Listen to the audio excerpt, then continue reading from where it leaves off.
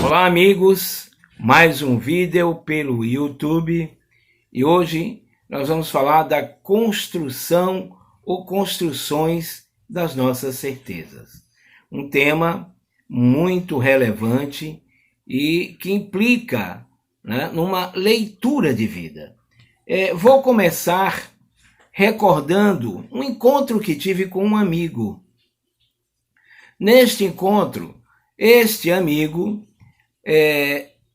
fazia diversas queixas, manifestava diversas queixas a respeito da ausência de crítica por parte das pessoas. Dizia-me da absoluta ou das convicções absolutas que as pessoas expressam sobre todas as coisas, sobre tudo. Ao que eu considerei pertinente o que ele estava dizendo, porém lembrei que a questão que ele trazia diz respeito à construção do sistema de crenças e convicções. Já abordei em momentos outros a questão PNL, Programação Neurolinguística. E a programação neurolinguística, de uma forma mais afável, menos filosófica, ela traz exatamente, ou nos dá estas respostas, de como formamos as nossas convicções, como tornamos verdades, muitas vezes, aquilo que foi fabricado para ser verdade, e aí nós vamos recordar Foucault. Muito bem. Embora nosso amigo tenha razão, é preciso que a gente mergulhe um pouco para entender por que esta performance das pessoas está tão absolutizada. E aí lembrei-me, na filosofia, de ninguém mais, ninguém menos do que Louis Althusser. Louis Althusser, a fim de colaborar com a resposta para meu caro amigo, ele coloca uma leitura dele e nos deixa de forma muito confortável diante daquilo que ele analisou, os chamados aparelhos ideológicos.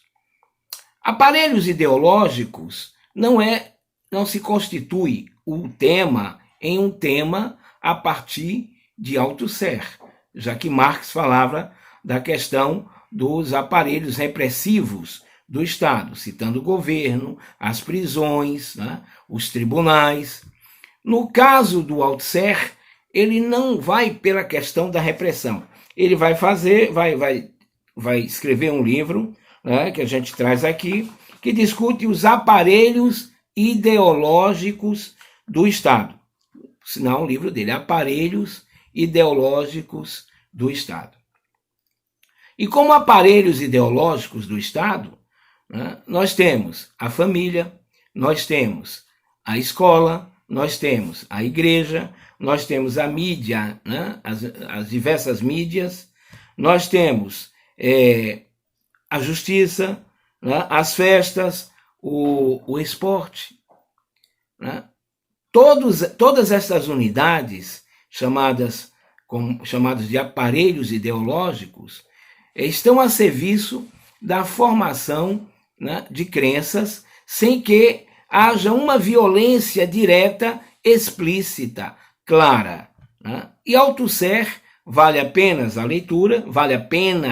a leitura, é fundamental ler este livro de Althusser para que você forme convicções a respeito da formação das nossas crenças. Muito bem, mas o que eu trago hoje não é a questão Althusser.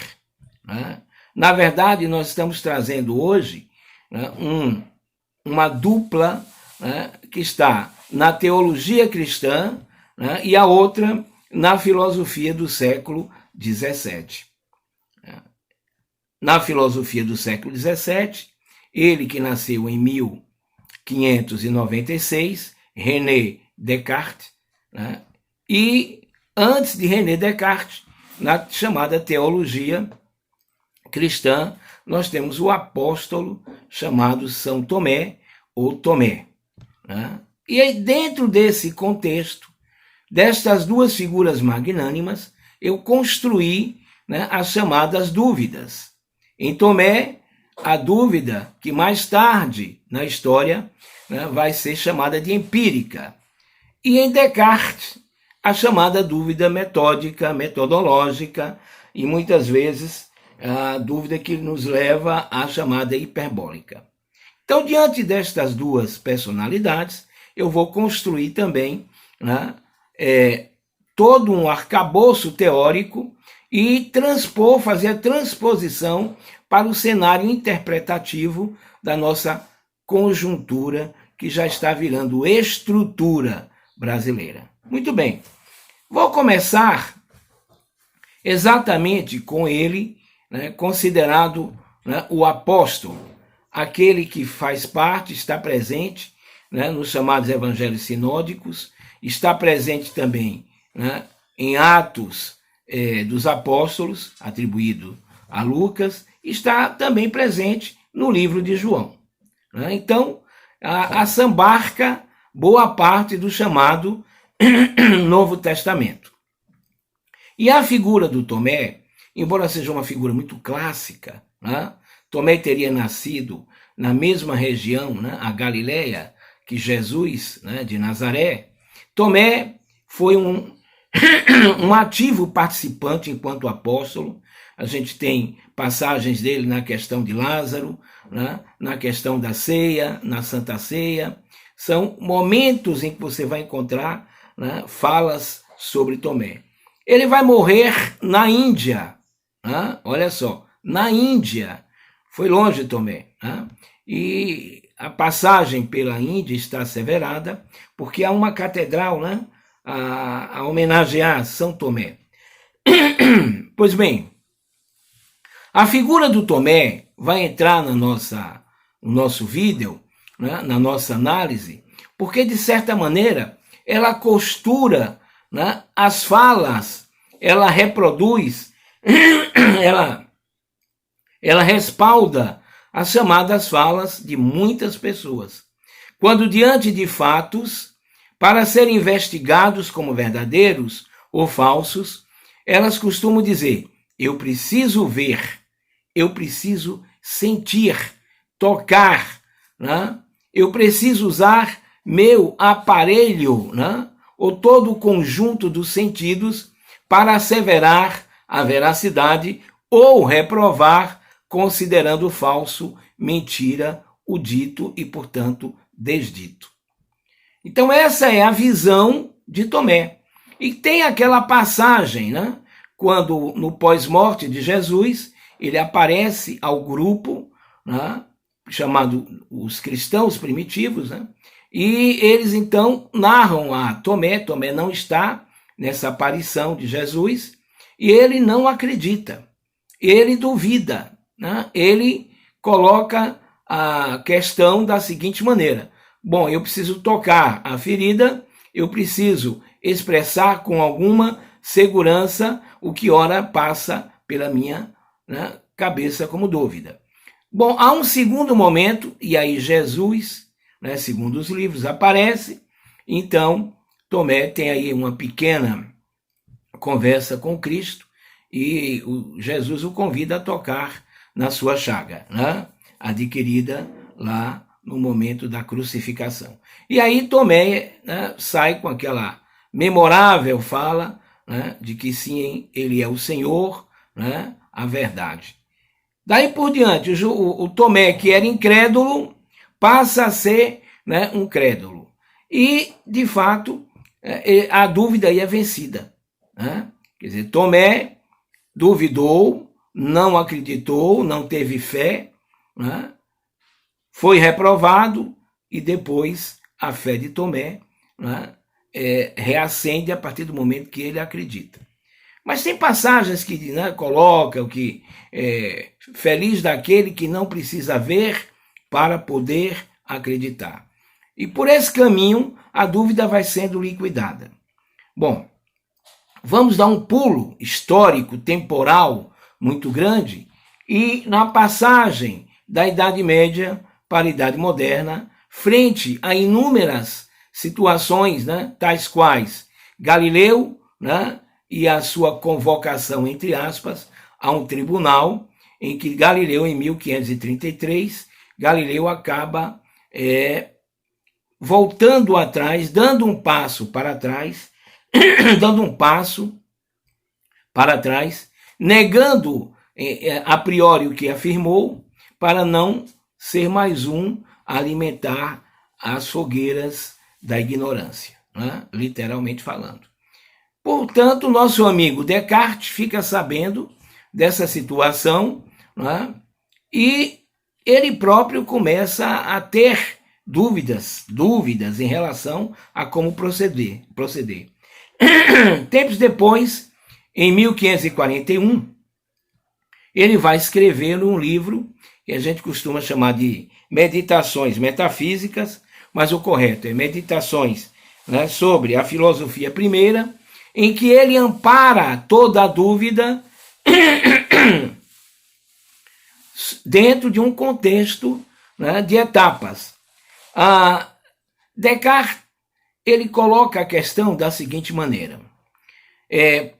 Vamos começar, né, vamos dar um passo primeiro, né, em relação a qualquer coisa que me é apresentado. Se me apresentam algo, partirei do princípio de que, se há possibilidade do fato afirmativo ou negativo que vós trazes, né, em negar, se não está explícito, claro, totalmente esclarecido a afirmação, então falso é. Então esse é o pontapé daquilo que nós vamos chamar de dúvida metódica, né, que é um processo único à época, né, em que o nosso amigo Descartes coloca a dúvida como preceito, como elemento primeiro. Dentro do contexto, nós vamos ter etapas, né, em que ele pede para que o fato, uma vez negado, né, possa ser retomado, né, e pedido a ele esclarecimentos, coerência, frente ao estado não de observação, mas de racionalidade, né? Considerar como falso tudo aquilo que possa ser colocado em dúvida é a premissa desse método, né, que tem os seus argumentos, né? Descartes vai colocar 3 argumentos interessantes, né? Ele diz o seguinte: os sentidos nos enganam, né? O sol que vejo, né, usando o sentido, ver, visão, não é o tamanho real, nós sabemos. Sabemos das famosas ilusões de óticas, né? E aí, nosso amigo Descartes constrói, né, a ideia de que o esclarecimento não é total, não é pleno. Nós não estamos diante de fatos claros e distintivos, ou distintos, perdoe-me, fatos claros e distintos, a qual poderemos usar as 4 máximas, né? O fato tem que ser evidente, né, analisado, dividido, né? Depois eu tenho que partir de uma premissa maior para menor, que é a síntese, né, e enumerá-lo fazendo uma revisão. Só assim terei a chamada clareza, né, e o fato será distinto de qualquer dúvida. Então essas 4 etapas, né, são etapas lógicas para, né, utilizarmos da questão da veracidade em relação àquilo que vemos, por exemplo. Continuando, Descartes colocava como argumento a possibilidade de estarmos sonhando. Dizia, vejam, quantas vezes um sonho está tão parecido no seu conteúdo, né, com a realidade. Nós fizemos algumas 2 lives sobre sonhos, né? Interpretações de sonhos, sob o ponto de vista, né, inclusive da psicanálise. Então Descartes dizia que não podemos ter certeza sobre a realidade, né, já que podemos estar sonhando, já que o conteúdo dos sonhos, muitas vezes, né, é tão real que a própria realidade pode ser confundida com o sonho. Então esse seria um argumento para considerar, né, falso a nossa, né, vontade de certeza. O terceiro item, ele fala sobre aquela questão do ser maligno, né, dos chamados por muitos, né, o gênio maligno. E aí, né, nós teríamos aquele filme Matrix, traz um pouco essa ideia, né? Você tem uma máquina que formata na mente das pessoas, né, algo que parece realidade, construindo inclusive uma realidade, mas ela não é uma realidade, é um processo ilusório, né? Então, o nosso amigo Descartes não assistiu naturalmente Matrix, mas de forma precedente, anteriormente, consegue elucubrar, né, um raciocínio curioso. Então, tendo 4 premissas, a chamada evidência, análise ou divisão, síntese, ordenação, enumeração, revisão, e as argumentações para poder validar a dúvida, como refém dos sentidos, de um sonho, ou seja, a vida de vigília não é uma garantia, já que o onírico confunde, né? E a ideia de um gênio diabólico, tudo isso poderia formatar em nossas mentes, né, consciências de verdade, lapsos de verdade que não são. Então, a dúvida metódica, né, vocês percebem que ela se realiza a passos. Né? Então, são regras, né, não são normatividades, mas são elementos, daí o nome metódico. Mais tarde, o René Descartes, né, falará sobre a questão, ou falaremos sobre a questão da dúvida hiperbólica, que se dá exatamente quando você chega, né, a um processo de negação plena. Né? Então eu nego a minha existência, eu nego a realidade, eu nego toda a possibilidade de por exemplo, estar, né, em vigília ou estar dormindo, né? Isso tudo ser resultado apenas de um processo ilusório ou de um gênio maligno. Né? Então, nesse contexto, nós vamos chegar a um radicalismo que levará a um ceticismo, e ceticismo é um elemento da filosofia, os chamados céticos, como Pirro, né, lá na filosofia grega. Os céticos não acreditam em nada, geram dúvidas sobre tudo, que levam a um processo de negação plena e total, que não é a finalidade do Descartes. Quando o Descartes coloca a questão de duvidar, não quer ele, né, a partir daí, expressar um processo de negação final. Ele quer ultrapassar, ele quer buscar uma exatidão. Como posso realmente ter a plena certeza, né, de que não estou diante de um quadro, né, que se me assevera, né, vendo oticamente incorreto, através de uma ilusão, através de um processo de indução, né, ou apenas resultado de uma distorção dos jogos sensitivos, né, da sensibilidade corporal humana. Então, a finalidade dele não era, né, entrar, mergulhar numa negação plena, tal qual lá atrás na Grécia os céticos imaginavam. Né? Por isso, né, a dúvida hiperbólica é esse radicalismo que Descartes tenta resolver. E vai chegar, né, naquele grande finale em que ele diz que, embora, né, ele tenha todo o direito, diante desses argumentos, diante das etapas, 4 etapas que nós colocamos, né, da evidência, a enumeração, dos argumentos, negação a partir da sensibilidade, né, o onírico, o sonho, ou um ser maligno nos conduzindo a erros. Então Descartes diz o seguinte: mesmo que eu possa afirmar toda essa série, né, que me conduz a uma negação, percebo o que penso, entendo o que penso, né? Posso negar a razão de ver até, né? Ou seja, construir racionalmente a partir da visão, de enxergar, mas não posso negar que, ao negar, estou pensando. Daí, penso, logo existo, como a maneira que ele encontrou de superar o processo de ceticismo. Então, temos aí, né, 2 caminhos, né, históricos, um filosófico, um outro teológico, um no cristianismo, né, um outro dentro daquilo que a gente chama de filosofia, a partir do seu representante francês, René Descartes, que nasce na França, mas vai morrer na Suécia. Tem um périplo muito curioso na sua vida. Né?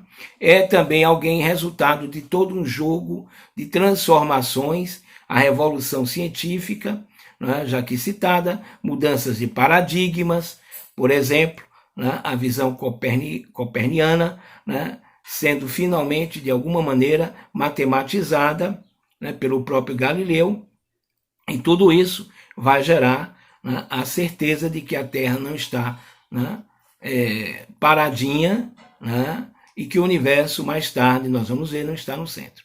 Então, todas essas mudanças, né, mudanças científicas, a matemática, né, um processo de cuidado maior, né, foram mudanças que estimularam o nosso amigo Descartes a gerar uma dúvida metódica, ou seja, calcada, baseada, fundamentada em métodos, em parâmetros, né, que devem ser vencidos.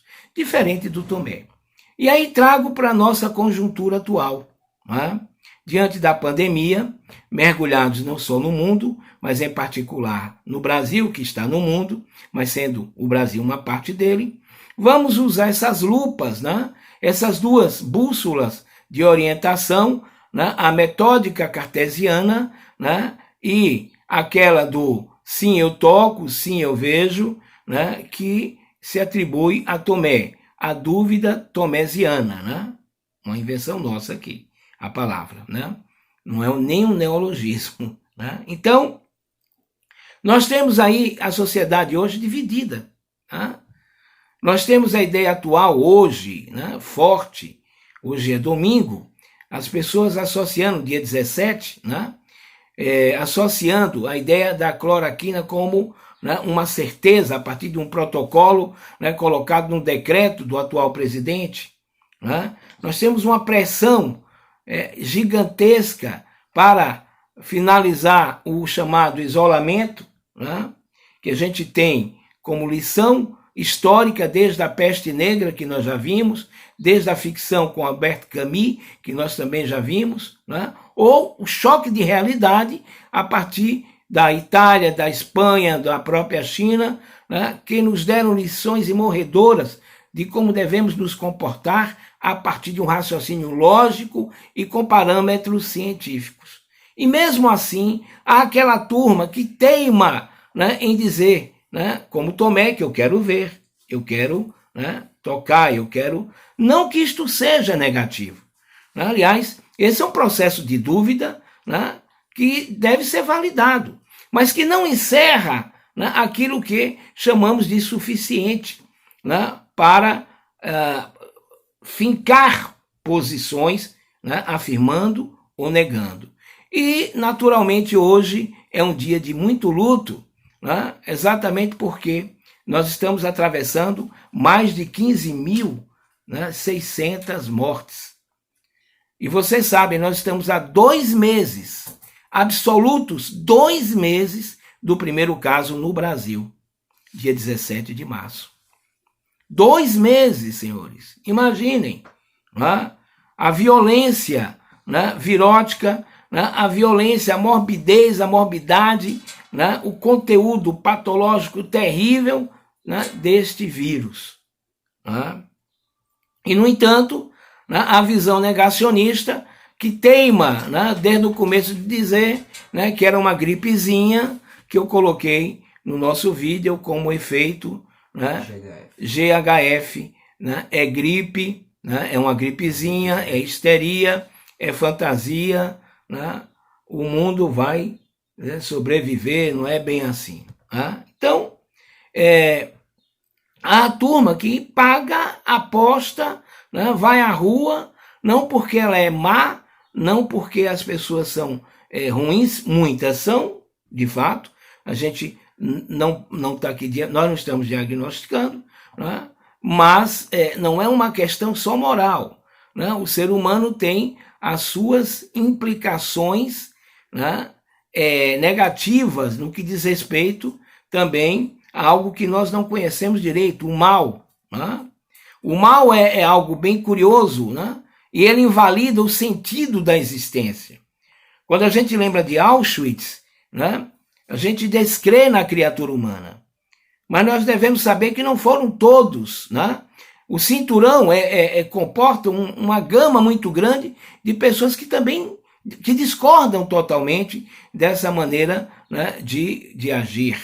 Né? exatamente pagando para ver, esperando, né, para poder tocar, né, e aí, mesmo assim, 2 meses depois, com este número assombroso, né, aí nós temos a condução pseudopolítica, né, de alguns do atual governo que agem dentro de um processo ideológico, né, que Althusser muito bem exemplificou para a gente dentro daquilo que que são os seus aparelhos, né? E nós sabemos de onde vem, nós sabemos, né, quais são as falas, quais são os lugares de fala, né, onde o próprio governo, né, vai se locupletar, buscar, né, consolidar, né, os seus pensamentos equivocados, para não falar genocidas, né? Porque isso vai dentro de vai além de um contexto de fala, de discurso, né? Ele cai no campo jurídico, né, com consequências diversas, né? E a história vai nos mostrar isso lá na frente.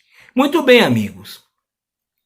Ainda dentro desse contexto, mostrando essa turma que paga para ver, né, e que, portanto, né, procede exatamente como esta dúvida, né, que Tomé elabora lá atrás, não com o sentido da Covid, né, mas que a gente entende que é pagar para ver, precisa esperar, né, e mesmo que chegue, cria uma nova razão. Mas esta dúvida, ela não faz frente, ela não consegue, né, se sustentar quando usamos a chamada o quê? Dúvida metódica cartesiana. Porque se você colocar sob o ponto de vista da busca, da clareza, né, e distinção, e as etapas, evidência, análise, síntese, enumeração, ficaria muito claro. Nós não estamos diante de um pesadelo, não é um sonho. Os cadáveres entram em putrefação, exalam o seu cheiro nauseabundo, as famílias choram de dor e a dor se expressa, né, na falência emocional que traz para os nossos dias também a falência de ideias, né? Então, um raciocínio através de premissas, né, do método do nosso amigo Descartes é mais do que suficiente, né? E se não fosse isso, nós temos hoje, naturalmente, o que? Todo o respaldo da ciência, né, que assevera, né, que, enfim, né, diante de uma situação tão deplorável, tão periclitante, a postura que devemos ter na vida é a postura que a Organização Mundial da Saúde mantém, né, que os países que agora estão dando passos, né, para, aos poucos, flexibilizarem, né, os seus protocolos, os seus métodos, que nós possamos fazê-lo no imediato após as conquistas que devem existir. Portanto, amigos, trouxe hoje, né, este, né, Descartes, filósofo, com seu método, trouxe também, lembrando um pouco o apóstolo, né, que também contribui, né, porque é fundamental que tenhamos uma postura crítica, né, diante da vida. Mas a crítica não deve ser essa, somente de negar. Como diz Descartes, não vou ficar e não vou mergulhar, não vou estacionar na dúvida que lembra o ceticismo improdutivo, né? Preciso buscar resultados. Mas diante daquilo que a televisão nos mostra, né, as empresas, diante do discurso político organizado para violentar direitos, né, diante da religião que nos rouba, né, o poder de decisão sobre a consciência dos resultados das ações de nossas vidas, né, diante dos nossos pais e mães, que são autoridades, cuidadores, mas muitas vezes superados por suas ideias, né, que estão encasteladas e que não avançam, né, e diante, né, de todo e qualquer aparelho ideológico, vale a pena, refiro-me, vocês viram o livro de Althusser, uma leitura a qual não nos gere o desconforto do desamor em relação às figuras, às autoridades, mas nos faça conscientes, né, exatamente como o quer, né, a educação no seu sentido de lei. Né? A educação né, brasileira, quando você chega ao ensino médio, está bem claro, né? O indivíduo deve deixar a educação básica, né, com um mínimo de postura de consciência crítica, capaz de fazer uma leitura crítica do mundo. Eu nem falei, né, a leitura metódica que começa com a dúvida. Quero também fazer minha homenagem ao meu amigo Sócrates, né, que de certa maneira, né, é quem começa tudo isso. Né, uma dúvida, né, a partir de perguntas. Né? Sócrates busca certeza, mas faz o indivíduo diante das suas certezas, criadas, né? Como as nossas. Né? Sim, minha mãe disse, é uma autoridade. Mas quem disse é minha mãe? Né? Sim, a igreja diz, o pastor, o padre. Mas quem diz ao pastor? Ah, bom, nós temos aí a autoridade do livro. Sim, né? Mas este livro também não foi escrito por indivíduos. Né? E os indivíduos são sempre canais e pontes suficientes, canais límpidos. Né? Se Deus quisesse a certeza, né, ele deveria enviar diretamente, né, a sua visão de mundo, né, e utilizar um elemento falho, né, a partir da própria lógica orgânica, seria um equívoco do Criador. Então, os livros podem conter, por mais maior que seja o caráter sacro que venhamos a dar, erros. Né? E por aí afora vamos falando, né? E, claro, no sistema capitalista, em que tudo vira mercadoria, né? Para que o lucro, né, se realize, as notícias são modificadas, os fatos históricos, né, são tirados do seu lugar, levado para o laboratório, né, e eles têm que estar, né, ao gosto do freguês, mas principalmente a serviço da empresa, né? E essa relação com a história, com os fatos de manipulação, né, é algo que a gente tem que estar atento. A LDB, né, que é a Lei de Diretrizes e Bases, que formata o aluno crítico, falha. Não pela lei em si, né? Desculpe, não é nem a LDB que falha, são as nossas práticas, mas as nossas práticas, infelizmente, têm uma razão de ser. Né?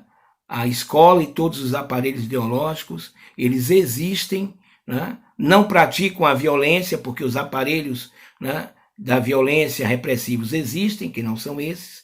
Né? A ideologia, né, ela traz uma outra possibilidade. Você pode impor ao indivíduo através do mando, né, da violência, da obediência a partir da ameaça. A ideologia, ela não soa assim. Ela soa charmosa, ela soa coerente, e por isso devemos ter muito cuidado. Né? E a dúvida, né, ela é talvez a saída, né, não para nos tornar cruéis, né, e ver em todos a indignidade ou a impossibilidade do bem, né, mas para termos o cuidado de trilharmos caminhos, né, os quais somos nós descalços, que feriremos os nossos pés, causando a sangria desatada que nos leva, muitas vezes, a um óbito por hemorragia. Bom fim de semana, bom domingo, agradecimentos a todos. Na próxima quarta-feira estaremos ao vivo, né, no Instagram com a nossa live. Um abraço, amigos.